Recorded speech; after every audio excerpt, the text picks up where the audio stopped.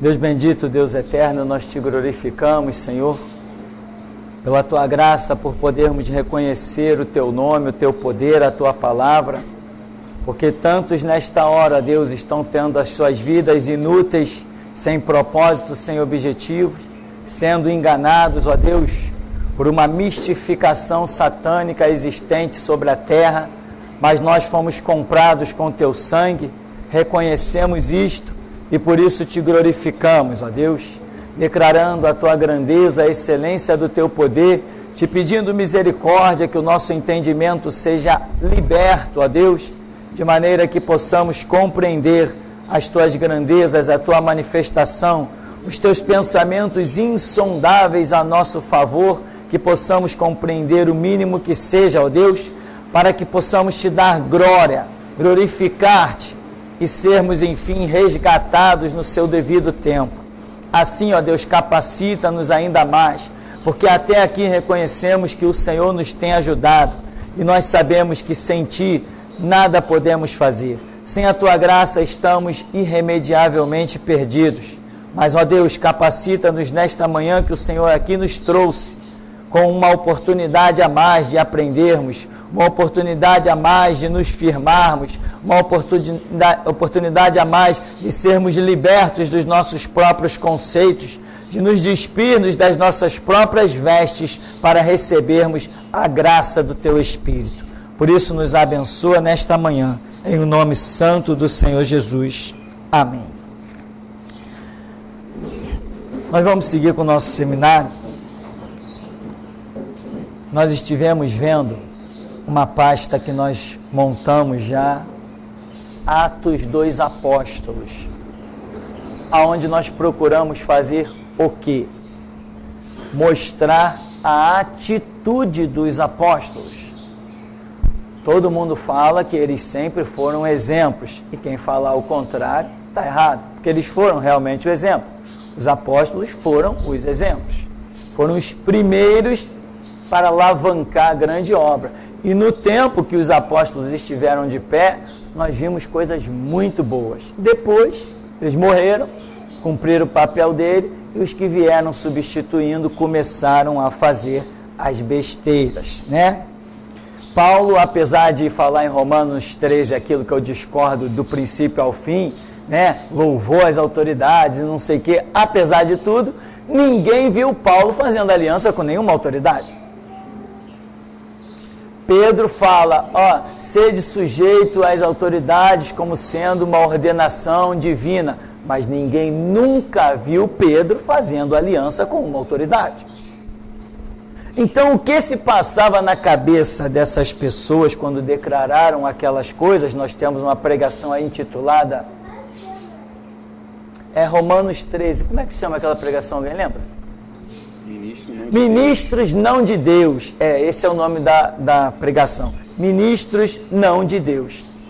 Então ali nós procuramos ver quais seriam os pontos de vista lógicos e os pontos de vista mal interpretados para os dias de hoje. Porque embora Paulo tenha pregado aquilo, dizendo que as autoridades servem para a repreensão dos maus e não sei o quê, ele foi abundantemente repreendido pelas autoridades, e ele era mau? Não, ele era comprado com o sangue de Jesus Cristo. Ele não estava incluído entre os maus, mas para o sistema ele era muito mau, porque ele se manifestava para desfazer as obras do diabo. Pedro também dá lá umas palavras, mas enfim, o resumo.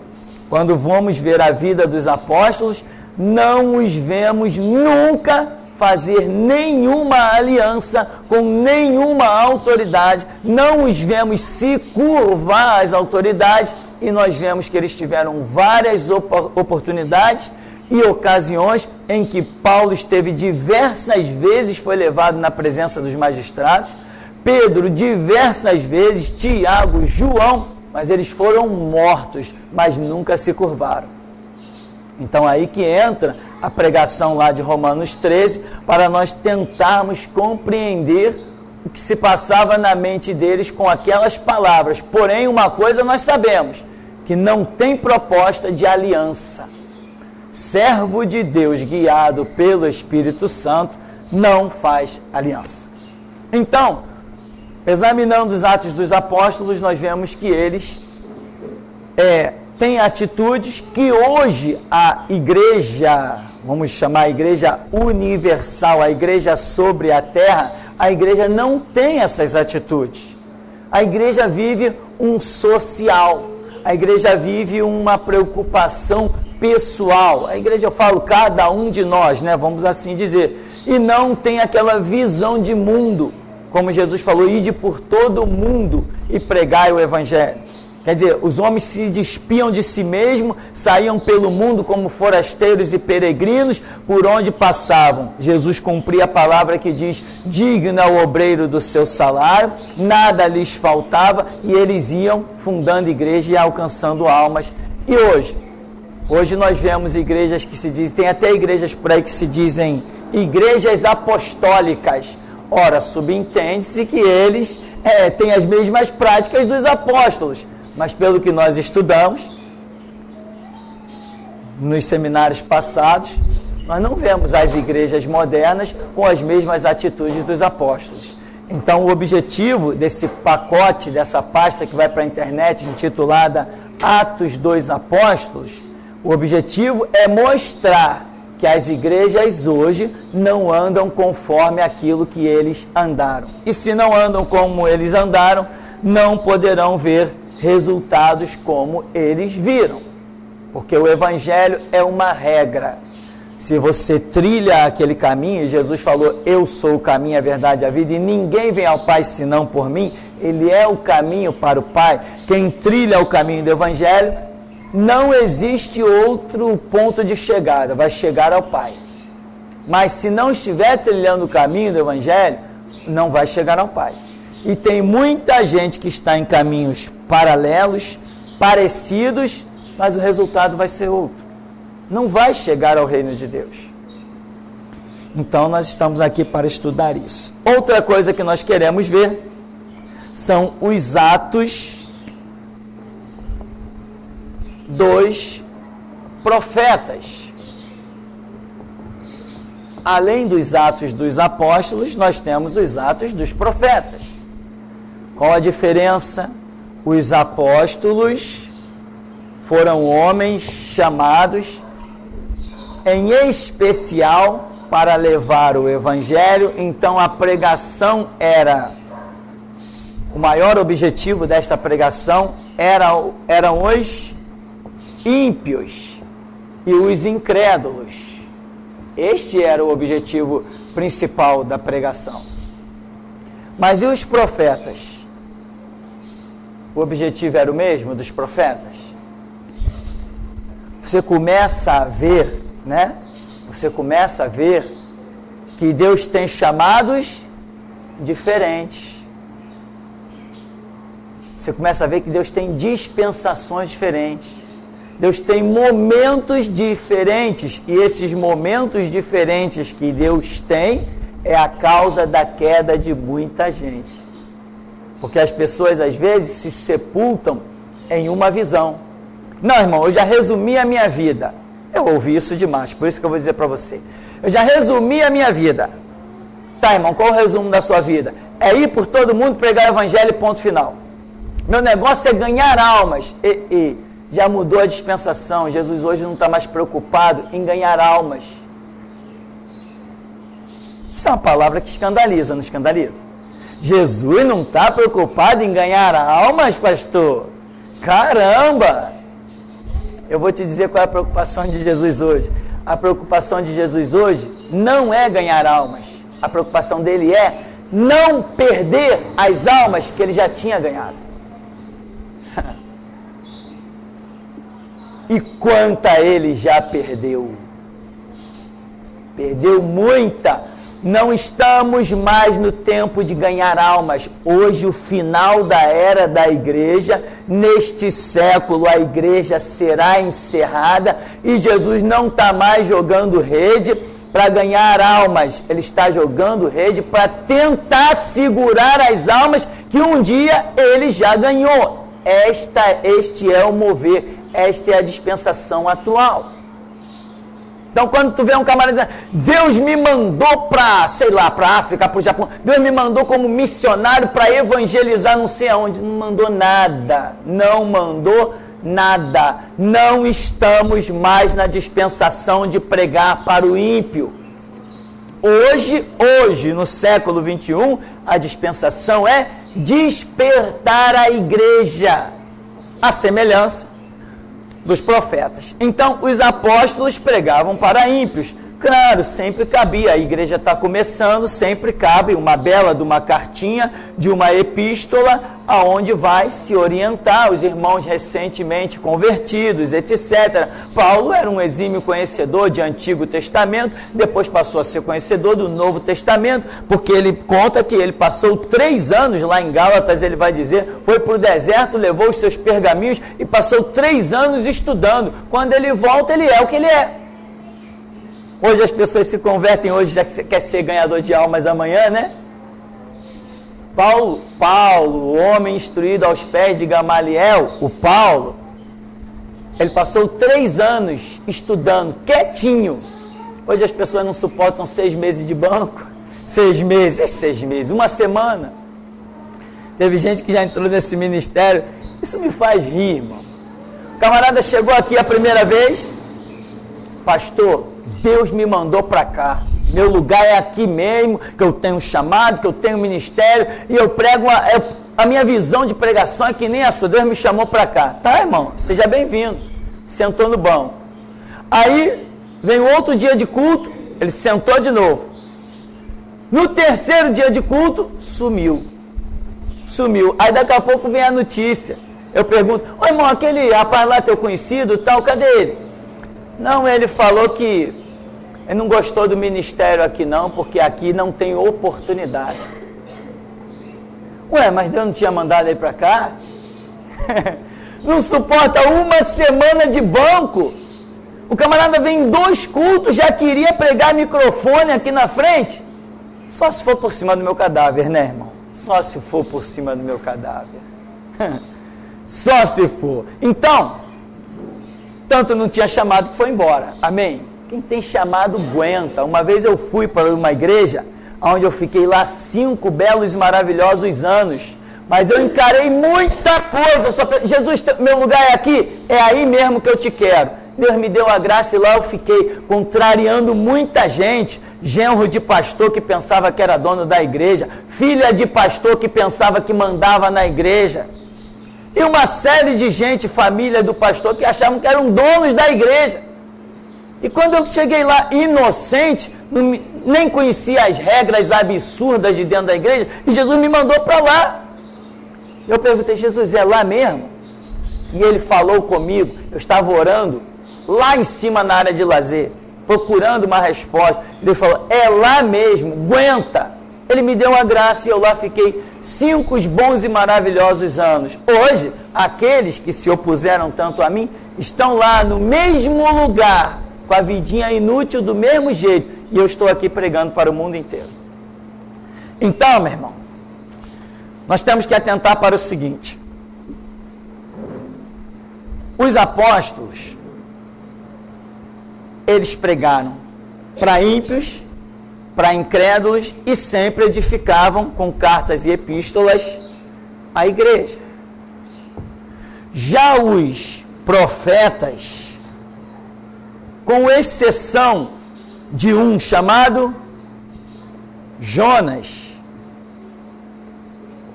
todos eles eram levantados no meio do povo de Deus. Jonas é um profeta que tem uma missão rara. Jonas vai a Nínive.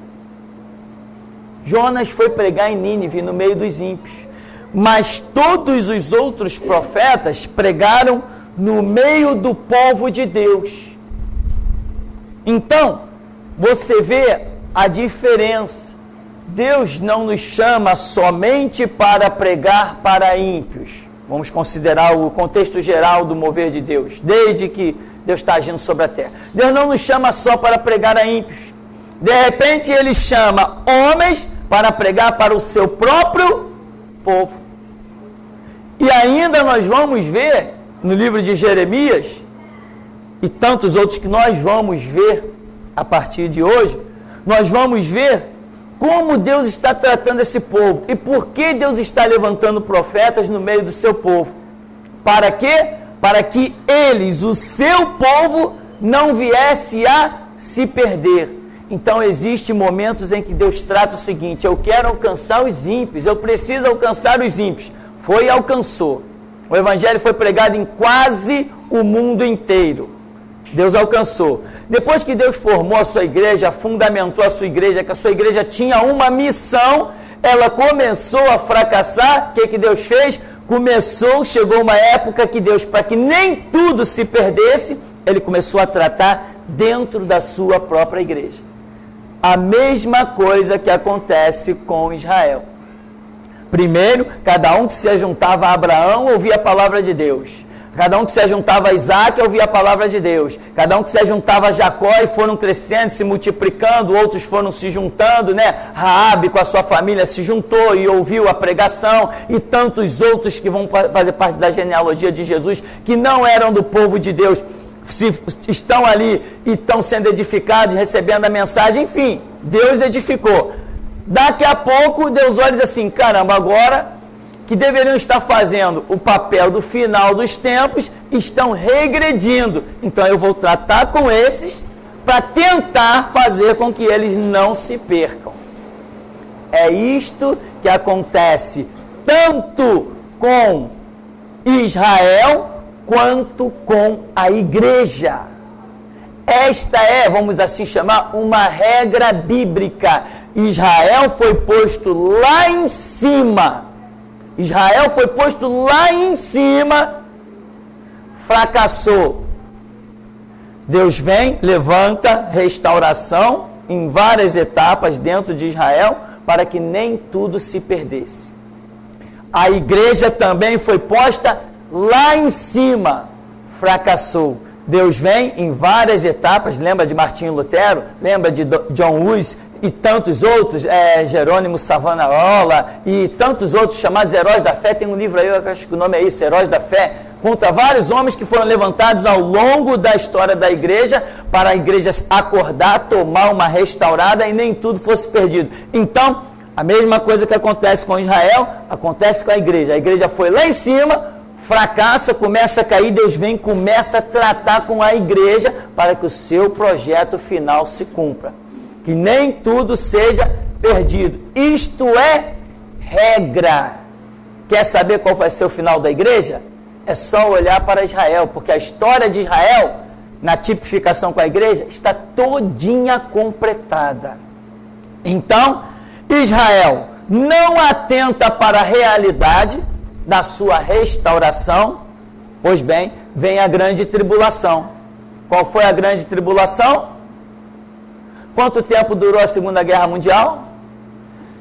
Foi a grande tribulação de Israel, em que Hitler, que tipifica o reinado do anticristo, a besta, que procura dominar o mundo todo, Hitler massacrou o povo de Deus chamado judeu. A ira dele era específica: exterminar os judeus.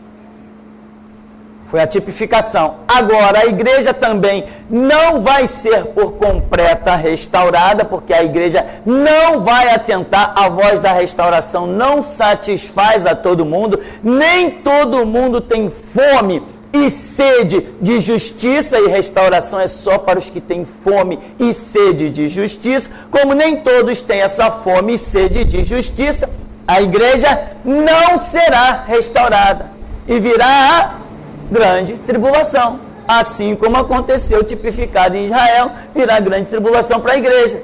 Uma parte da igreja vai para o deserto, ser preservada por Deus, é o arrebatamento, e uma outra parte muito maior ficará aí para ser trucidada pelo mesmo espírito que agiu sobre Hitler, por Satanás. E será a grande tribulação em que a igreja vai passar depois que se cumprir a profecia que diz: fechou-se a porta. Então, este é o cenário imutável. Imutável. Então, Quem atentou para Jeremias? Caramba, uma meia dúzia. Quem atentou para Ezequiel? Mais meia dúzia. Quem atentou para João Batista? Mais meia dúzia. E assim, restauração vai cumprir o seu papel, mas o povo tem ouvido muito endurecido para a voz da restauração. Por quê? Porque restauração aponta pecado. A restauração é pior do que quando você prega para ímpio.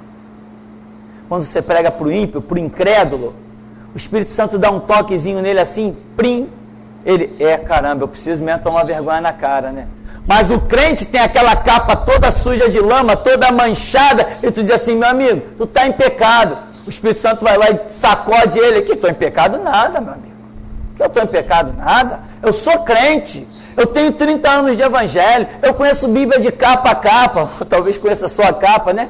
Eu conheço Bíblia, eu sei, eu prego na igreja. Pô, e daí? E daí que o cara prega na igreja? Tem gente que não entende que mesmo pregando na igreja, pode estar posicionado que nem Anás e Caifás, precisando de arrependimento. É o líder, prega na igreja e vai acabar crucificando o Filho de Deus. Então, essa obra requer muita humildade mesmo, tá? Então, irmão, os apóstolos pregaram para ímpios e incrédulos. Os profetas, com exceção de Jonas, pregam para o próprio povo de Deus, tá? Então abra sua Bíblia em Jeremias. Vamos ver alguns detalhes. Jeremias no capítulo 1, no verso 4,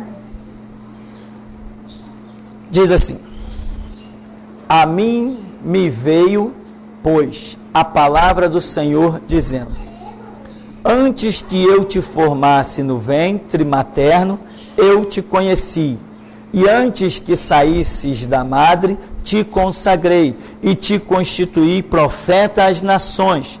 Então lhe disse eu: ah, Senhor Deus, eis que não sei falar, porque não passo de uma criança. Mas o Senhor me disse: não digas, não passo de uma criança, porque a todos a quem eu te enviar irás, e tudo quanto eu te mandar falarás. Não temas diante deles, porque eu sou contigo para te livrar, diz o Senhor. Depois estendeu o Senhor a mão, tocou-me na boca, e o Senhor me disse: eis que ponho na tua boca as minhas palavras. Olha que hoje te constituo sobre as nações e sobre os reinos, para arrancares e derribares, para destruíres e arruinares, e também para edificares e para plantares. Então, você vê aí um chamado de Deus a Jeremias para a obra, dentro desse cenário que nós estamos já mencionando. Então, Jeremias, para que não seja confundido, Deus diz assim: eu já estou de olho em você. Cara, antes que tu saísse da madre aí, no ventre, eu já estou de olho em você. Aí vem aquelas palavras assim, tá vendo? Deus não me escolheu, porque Deus já escolhe de antemão, né? Desde o ventre, Deus já estava de olho em Jeremias. É praticamente uma predestinação. Eu já ouvi essas baboseiras todas. Não. Antes do ventre, Deus estava de olho em todos nós. Em todos nós Ele estava de olho. Em cada um de nós Ele olhou e falou assim: aquele ali, quando nascer, eu tenho uma missão para ele. Cada um de nós, Deus olhou e disse: aquele, eu tenho uma missão para cada um. A minha seara é muito grande, os obreiros são... Eu tenho uma missão para cada um. E Deus vem e trabalha. Você pode ter nascido dentro do mais profundo satanismo. Deus tem uma missão para você. E nem você nascendo nas piores raízes da Umbanda, da Quimbanda, da magia negra, dos antros de prostituição e homossexualismo, se Deus deixa você vir à existência com um projeto, esse projeto vai chegar até você. Só que você, com o seu livre-arbítrio, quando ouvir a voz de Deus, aí é contigo. Se ouvirdes hoje a voz do Espírito, não endureçais os vossos corações. Ora, eu não fui alcançado dentro da macumba, dentro do catolicismo? Quantas pessoas hoje são pastores aí que já foram bruxos de frutuar, bruxos de atravessar vales imensos, conduzidos pelo Espírito das Trevas, e o plano de Deus não chegou até eles? Deus não faz acepção de pessoas. Então, todos nós, Deus nos trouxe nos permitiu vir à existência pelos seus projetos de fecundação, e o objetivo dele é que todos nós sejamos para louvor, glória e honra do seu santo nome. O objetivo de Deus é que nenhum de nós se perca, ao ponto de ele ter entregado seu próprio filho para sofrer por nós na cruz.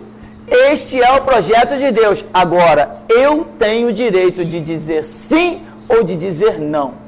Eu tenho o direito de dizer, não, eu creio em Deus da minha maneira, ou eu tenho o direito de dizer, não, eu vou dobrar os meus joelhos para ouvir o sobrenatural. Todos nós temos liberdade, e é a nossa soberba que vai destruir o projeto de Deus na nossa vida, porque quem é humilde sempre alcançará o que Deus tem para a sua vida. Sempre. Mas quem é soberbo, não, eu não concordo com isso não. E se o que eu disser que eu não concordo for a verdade? Eu tenho que procurar saber se o que eu estou ouvindo é ou não a verdade. Eu tenho que pegar o que eu ouço e jogar no prumo da palavra de Deus. Se ele for aprovado no prumo da palavra de Deus, como que eu posso dizer que não concordo? E quantas pessoas dizem isso? Eu não concordo com isso não. E se tiver ouvido a verdade, como é que fica? Quanta gente disse para Jesus, eu não concordo com isso não, tu tem demônio. E aí, não tinha ouvido a verdade? Ou Jesus mentiu para alguém? Da mesma maneira hoje, o Espírito Santo está sobre o seu povo, e o povo de Deus está pregando a verdade, e muita gente está dizendo, eu não concordo.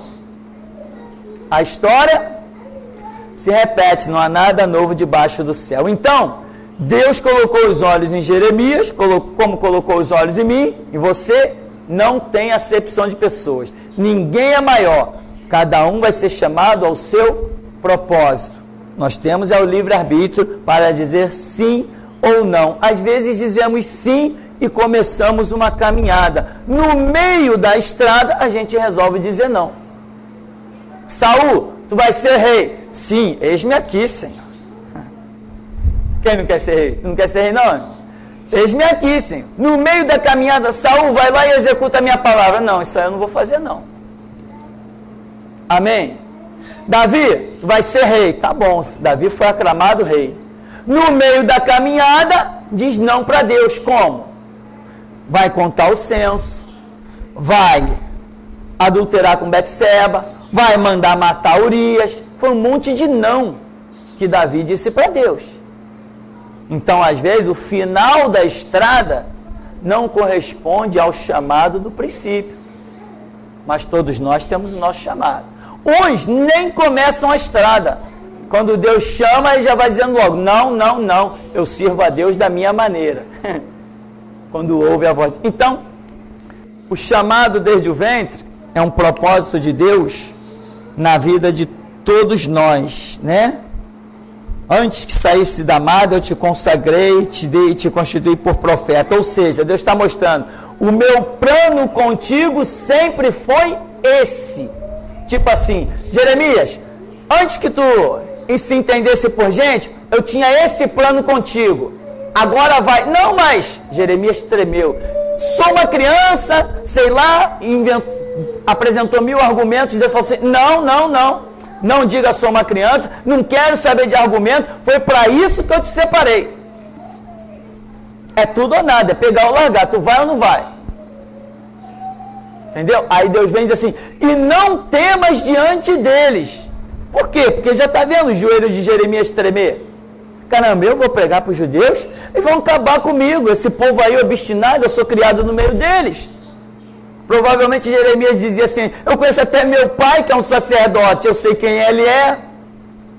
Eles vão me matar. Quando Deus olha o medo de Jeremias, Deus já vai dizendo assim, não temas diante deles, porque eu sou contigo para te livrar. Você tem direito de tremer, irmão. Tem direito de tremer, mas não terá o direito de se acovardar. Não vai ter esse direito. Você pode dizer assim, Deus, eu estou com medo. E Deus vai dizer assim, vai assim mesmo, que eu sou contigo. Mesmo com medo, tremendo, gemendo, chorando, tu vai ter que ir. Por quê? Deus está dizendo assim, desde o ventre, quando eu te permiti vir à existência, o meu plano é esse. Não tenho outro, só tenho esse. E quantas pessoas dizem assim, não, eu não vou fazer isso não, eu vou fazer aquilo. Escolhem ministério. Ministério não se escolhe. Bom, então Jeremias vai caminhando bem. Aí Deus vem e diz, porque a todos, né, depois do verso 7, porque a todos a quem eu te enviar irás, e tudo quanto eu te mandar falarás. Aí depois diz no verso 9, depois estendeu o Senhor a mão, tocou-me na boca, e o Senhor me disse, eis que ponho na tua boca as minhas palavras. Ou seja, vem o chamado de Deus dentro dos seus propósitos, e vem o tratar de Deus. Deus vai capacitar. A capacitação que Deus trata com Jeremias está tipificado nesse toque aí dos seus lábios, né? Porque tudo que Deus iria dar a Jeremias para trabalhar não passaria de palavras. Amém, meu irmão? Tudo que Deus tem para nos dar a trabalhar neste mundo são palavras. Somente palavras. São por causa das palavras que nós seremos presos, por causa da palavra nós seremos torturados, por causa das palavras nós seremos mortos, porque ninguém resiste às nossas palavras, as palavras que Ele nos tem dado. Não precisamos pegar em arma nenhuma para que o plano de Deus se cumpra, né? Nós não somos martirizados, tipo, trocando tiro com ninguém. Ah, fui atingido, que bênção, agora eu vou herdar o reino de Deus. Fui martirizado. Não. Martirizado é quando você... não existe nenhuma resistência. Deus deixa lançar a mão de você, é que nem Estevão, é que nem Tiago, é que nem Pedro, é que nem Paulo. Esse é o martírio glorioso, a coroa que nos aguarda. Então, a capacitação vem a Jeremias. Seguindo aqui então, no verso 11 diz, veio ainda a palavra do Senhor dizendo, que vês tu, Jeremias? Respondi, vejo uma vara de amendoeira. Disse-me o Senhor, viste bem, porque eu velo sobre a minha palavra para cumprir. Jeremias, na hora do chamado, ele está com medo, ele está tremendo, Deus vai e diz que é com ele. Aí agora, o que tu está vendo, Jeremias? Eu estou vendo uma vara de amendoeira. Jeremias, essa é a visão do que eu estou te falando. Eu velo sobre a minha palavra para cumprir. Não tenha medo. Então Deus está confirmando a palavra, o chamado de Jeremias. Aí depois vem no verso 13, a visão da panela ao fogo. Observa. Outra vez me veio a palavra do Senhor dizendo, que vês? Eu respondi, vejo uma panela de fogo, ao fogo, cuja boca se inclina do norte. Disse-me o Senhor, do norte se derramará o mal sobre todos os habitantes da terra. Pois eis que convoco todas as tribos dos reinos do norte, diz o Senhor, e virão. E cada reino porá o seu trono à entrada das portas de Jerusalém e contra todos os seus muros em redor e contra todas as cidades de Judá. Pronunciarei contra os moradores destas as minhas sentenças por causa de toda a malícia deles, pois me deixaram a mim e queimaram incenso a deuses estranhos e adoraram as obras das suas mãos. Tu, pois, cinge os lombos, dispõe-te e dize-lhes tudo quanto eu te mandar. Não te espantes diante deles, para que eu não te infunda espanto na sua presença. Eis que hoje te ponho por cidade fortificada, por coluna de ferro e por muros de bronze, contra todo o país, contra os reis da terra, contra os seus príncipes, contra os seus sacerdotes e contra o seu povo. Pelejarão contra ti, mas não prevalecerão, porque eu sou contigo, diz o Senhor, para te livrar. Jeremias, eu velo sobre a minha palavra cumprir. Eu velo sobre a minha palavra para cumprir. Eu não disse que eu sou contigo? Agora eu vou dizer qual é a tua missão. Olha a missão de Jeremias. Qual é o foco? Qual é o objetivo? Pregar para o seu próprio povo. Porque o povo seria totalmente dizimado.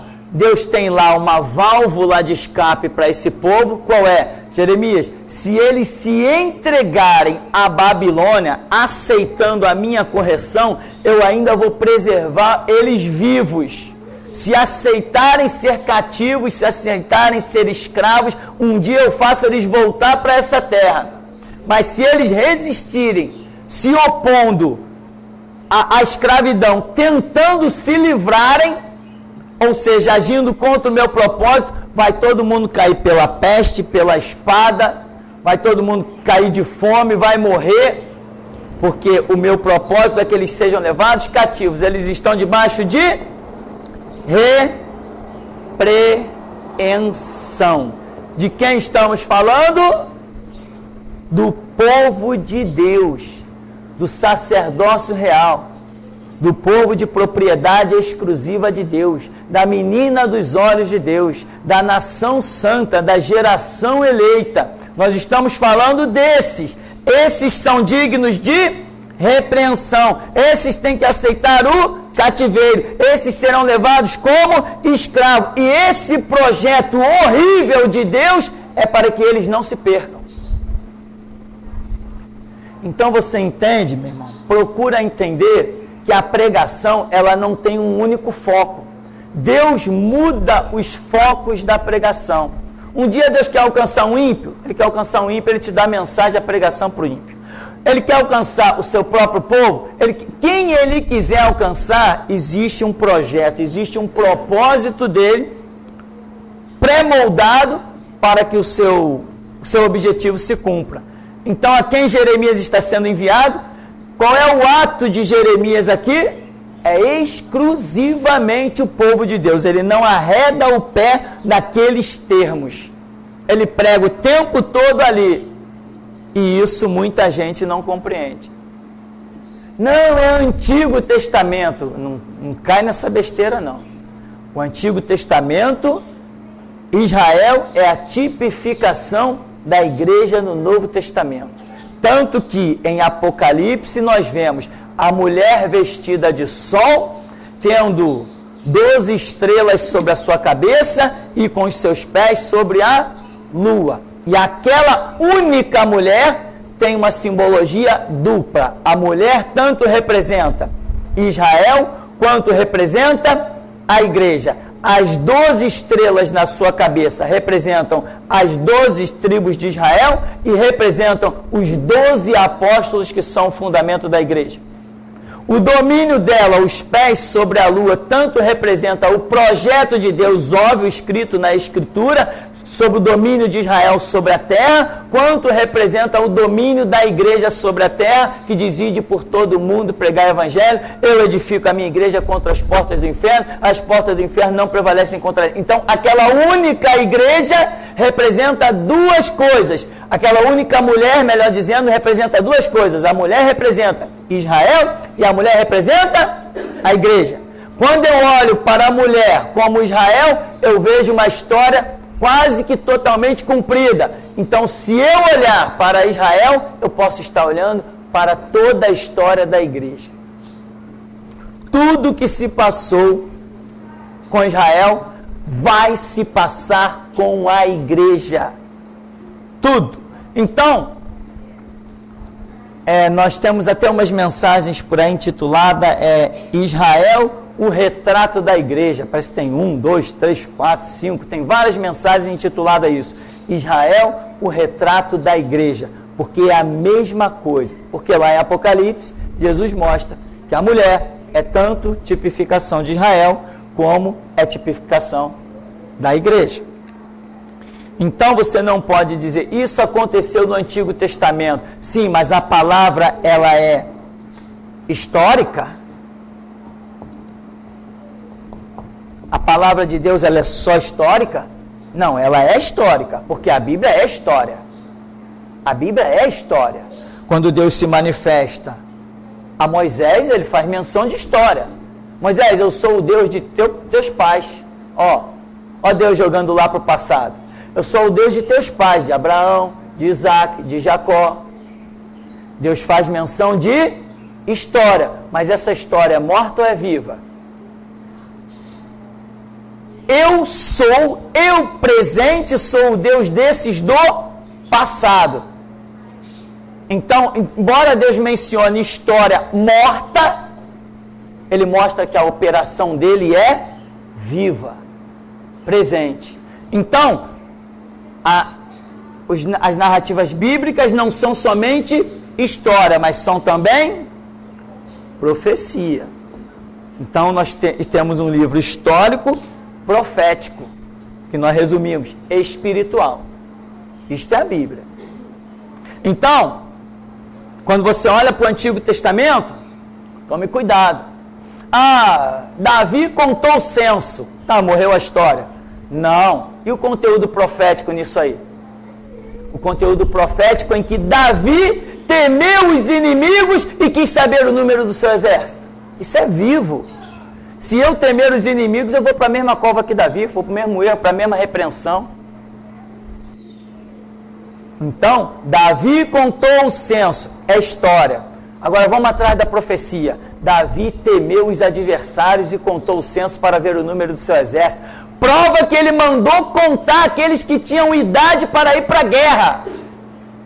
Davi, quando mandou contar o censo, ele mandou contar somente aqueles que já tinham idade de sacar a espada e ir para a guerra. Então ele estava com medo dos adversários. O que Deus fez? Matou 70 mil guerreiros. Para ele aprender que ele não tem que confiar em homens nem na força do exército, tem que confiar em Deus. Então, história, Davi contou o censo. Profecia, ai de mim se duvidar do poder de Deus. Amém, meu irmão? Isto é Bíblia, isto é a glória da Escritura. Isto é aquilo que olhos não viram, nem ouvidos ouviram, nem nunca penetrou o coração humano. Você com Deus é a maioria sempre. Né? Como era o nome do filho de Saul? Jonathan, né? Jonathan falou assim pro seu escudeiro, seu amigo lá, né? Vamos pedir um sinal a Deus, vamos chegar à guarnição dos filisteus. Se eles disserem assim, fica para aí, então a gente sabe, Deus não está nesse negócio. Mas se eles disserem assim, vem até nós, a gente vai até eles e vamos matar eles. Porque para Deus não há diferença de livrar ou com muitos ou com poucos.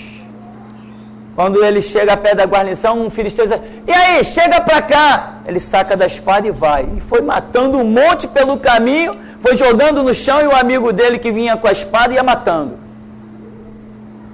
Por quê? Jonathan ali pensou bem diferente de Davi. Enquanto Davi quis contar o exército, Jonatas, sozinho com seu amigo, foi em frente à guarnição dos filisteus. E naquele dia matou dezenas de homens, sozinho. História em si só é fato morto. Às margens do rio Ipiranga, né? 7 de setembro de 1822, Dom Pedro I deu o grito da independência. Independência ou morte. História, acabou a história. Morreu, tá aí, morreu. Não vai fazer mais nada com isso. Não tem mais lição nenhuma pra gente. É só um fato. Isso é só um fato, não tem mais lição nenhuma. Você não vai. Já aprendeu isso aí? Acabou, não tem mais nada para você aprender. Porque não existe ali um contexto profético. Só existe um fato histórico. A princesa Isabel, em 13 de maio de 1888, assinou a Lei Áurea. Tá, história, acabou. Morreu o assunto. Segue a vida. Profeticamente, não vejo nada profético aí. Só vejo história. Que lição eu tenho para isso? Que lição profética eu tiro disso? Que aplicação pessoal eu tiro para a minha vida? Quando de um texto bíblico, ou um texto, vamos assim usar entre aspas, um texto histórico, quando de um texto eu tiro uma aplicação pessoal para o meu dia hoje, ele não é só histórico, ele é profético. Quando o fato é isolado, eu não tiro uma lição daquilo para a minha vida pessoal, ele é só história. Acabou a história. É só história, acabou a história. Então, meu irmão, temos alguma pergunta aí antes do nosso intervalo? Hein? Que não? É de um ouvinte da Espanha. Ele diz assim: pastor, foi mencionado antes sobre Davi e o censo. Minha pergunta é sobre o tesoureiro de uma igreja. O tesoureiro pode ser qualquer pessoa da igreja, como por exemplo um diácono, ou deve ser outra pessoa em concreto? O tesoureiro ou qualquer pessoa que vá realizar qualquer coisa dentro da igreja, é necessário existir a direção de Deus. Né? Direção, as coisas têm que ser feitas na base da oração e buscar a Deus, porque Deus tem seus planos. Não quer dizer que Deus esteja colocando um ou outro por ser melhor do que os demais, não é nada disso, é que existem os propósitos de Deus. Entende? Quantas vezes eu vi pessoas que tocavam menos do que eu na igreja tocando? Eu nunca me senti diminuído por nada disso. Quantas vezes eu vi gente, imagina, eu já canto mal, e eu via gente cantando pior do que eu, dentro da igreja, em posições do coral, que eu poderia estar ali, mas eu não fui escolhido. Ué, problema, eu não tenho que achar que eu fui discriminado ou por Deus, não. Se eu sou uma pessoa espiritual, eu penso nos projetos de Deus. Resultado, hoje, ou mal ou bem, eu canto aqui até ficar rouco, né? Toco até cansar, enfim. Aí Deus está dizendo, tu reclamou de quê? Se eu tivesse reclamado, tu reclamou de quê? Agora tu vai ter aí, ó, há quantos anos tu já está tocando, há quantos anos tu já está cantando? Não que eu quisesse nada disso, não é isso. Então, nós temos que procurar saber dos projetos de Deus. Então, um tesoureiro da igreja, assim como um pastor da igreja, ou seja lá qualquer um que faça qualquer coisa dentro da igreja, tem que ser apontado por Deus. E quando Deus aponta um, não quer dizer que está rejeitando o outro, porque Ele não pode botar todo mundo na mesma função. Então, aquela irmã está varrendo a igreja. Eu fui rejeitado, o pastor está achando que eu não sirvo nem para varrer a igreja. Não é nada disso. Que não adianta pedir para todo mundo varrer a igreja. Dá certo? Junta 10 aqui para varrer o mesmo santuário. Vai ser um tal de bater vassoura, que isso aqui vai parecer uma escola de samba. Então, quando Deus aponta um, não quer dizer que esteja rejeitando o outro. E muitas vezes nós, com o nosso orgulho ferido, interpretamos desta maneira. É um pensamento totalmente errado. Né? Aqui ninguém usa lançar sorte, eu não me chamo apóstolo Pedro, né? Vamos lançar sorte. Não, a gente ora. Se Deus apontar alguém, beleza, a gente chega junto e conversa. Se a pessoa diz sim ou diz não, a gente vai ver e vamos tocar a vida. Se não aparece ninguém, a gente mesmo faz. A gente vai dando do nosso jeito e vamos fazendo. Então, quem tem que ser o tesoureiro da igreja? Aquele que Deus apontar. E não quer dizer que mesmo Deus apontando, não possa vir ter problemas, porque as pessoas se desviam. Eu ouvi de um homem, a fama deste homem era a humildade. A fama do homem era a humildade. Inclusive, quando me apresentaram para esse homem, disseram assim, vou te apresentar um homem, caramba, tu tem que ver a humildade desse homem. Um homem de mais ou menos uns 46 anos, na época, eu era bem mais jovem. E quando me apresentaram, realmente, o homem era muito humilde.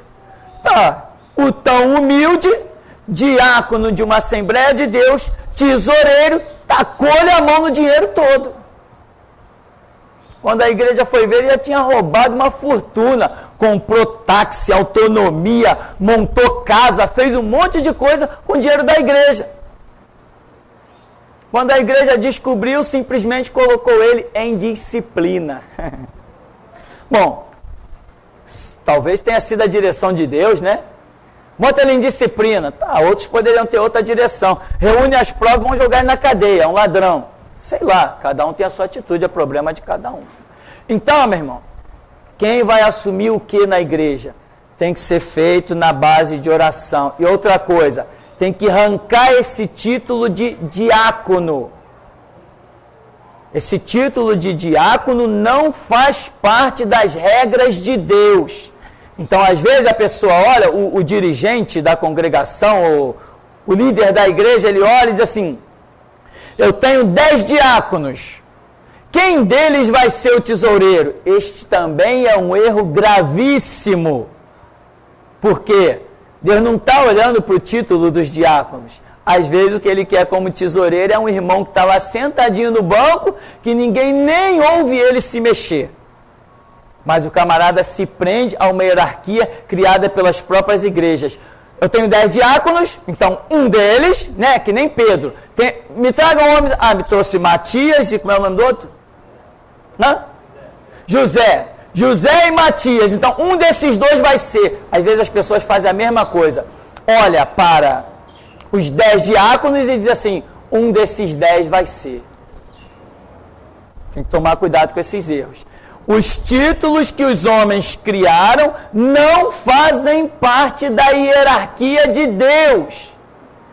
Deus não trata nenhuma hierarquia com títulos. Não tem esse negócio. Nem escolhe ninguém pelo simples fato de ter título. Amém? Mais uma pergunta aqui? Pereni, a respeito da restauração, quando Jesus vem fazendo milagre, pregando as bonanças, e quando ele dá uma palavra mais dura, aí só fica os seus apóstolos, né? Seria mais ou menos isso a restauração hoje em dia, né? Porque, por exemplo, pode se comparar dessa maneira assim. Quando Jesus está lá com todo mundo, está todo mundo em festa, todo mundo numa boa, e daqui a pouco Jesus aperta a palavra, desce o chicote, aí quando ele olha, a multidão foi embora. Só ficou os 12, ele falou, vocês querem ir também? Mais ou menos isso nós podemos imaginar que seja restauração. Uma palavra dura que nem todo mundo aceita. Amém? Vamos dar uma paradinha, beber uma água e já já a gente volta.